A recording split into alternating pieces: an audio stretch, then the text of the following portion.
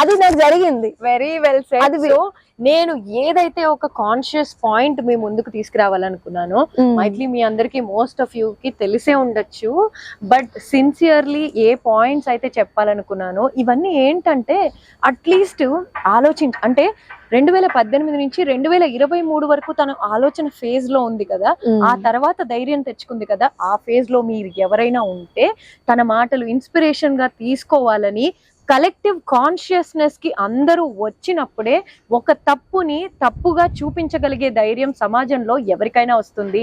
మరింత మంది రోజాలు వచ్చినా, మరింత మంది మైథిలీలు వచ్చినా వాళ్ళు ఫేస్ చేయాలంటే మీ అందరి సపోర్ట్ కావాలి. కాబట్టి ఈ చిన్న విషయం ఇవాళ ఆలోచిస్తారని ఆశిస్తున్నా. అయితే ఇక్కడ ఒకటి చెప్పేది ఏంటంటే, ఇది మీకు కూడా అనుభవం అయిందని అనుకుంటున్నాను. అంటే ఎందుకంటే మీరు జర్నలిస్ట్, అంటే ట్రూత్ ని జనాలకి అదే విషయమైనా, అది మీరు ఏదైనా ట్రూతే, మన కుటుంబంలోనైనా బయటైనా అన్యాయమే కదా ఎక్కడైనా. సో మీరు అన్యాయంగానే చూస్తారు జర్నలిస్ట్ గా. సో మీకు కూడా ఇది, ఐ థింక్ మీకు కూడా ఇది ఎక్స్పీరియన్స్ అయి ఉందేమని అనుకుంటున్నా. మనం అలసిపోయినప్పటికీ ఇదంతా అసలు ఎందుకురా నాకు తలనొప్పి అని ఒక క్వశ్చన్ వచ్చినా మళ్ళీ కాసేపు అయ్యాక మనం కామ్గా కూర్చోలేము.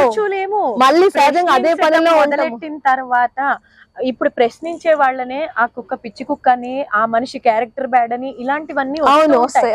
కానీ అవన్నీ జుజుబి కిందే. ఎందుకంటే ఫైట్ చేసే క్లారిటీ మన దగ్గర ఉన్నప్పుడు, అంత దమ్ము మన దగ్గర ఉన్నప్పుడు, దానికి సరిపడా ఇన్ఫర్మేషన్ మన దగ్గర ఉన్నప్పుడు ఆలోచించాల్సిన అవసరం లేదు. మన కోసం మనం మాట్లాడుకోకపోతే మన కోసం ఇంకొకళ్ళు వచ్చి ఎందుకు మాట్లాడాలి?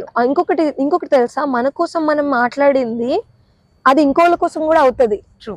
ఎలా చెప్పనా, ఇప్పుడు బ్రహ్మకుమారిస్ దే జరిగిందండి, పోనీ ఇంకేదైనా విషయం జరిగింది, నేను దానిపైన ఫైట్ చేసి వాళ్ళకి లీగల్ గా ఏదైనా శిక్ష పడింది, ఆ వ్యక్తిని లేదా ఆ వ్యవస్థని కట్ చేసామంటే దాని వల్ల జరిగే నష్టాన్ని సొసైటీకి అవ్వకుండా వాళ్ళని మనం ఒక చీడ పురుగుని తీసి పారేసినట్టే కదా. సో అది మన కోసం ఒక్కరికి న్యాయం కాదు.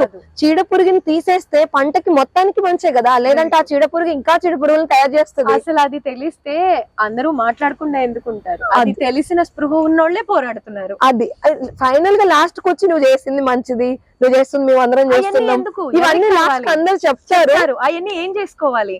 దాన్ని ఇంకా మనం చక్కగా తాళం వేసి అప్పుడప్పుడు చూసుకోవడానికి అంతే. దాన్ని చూసి కుంగిపోయి అవి చేయలేము మనం.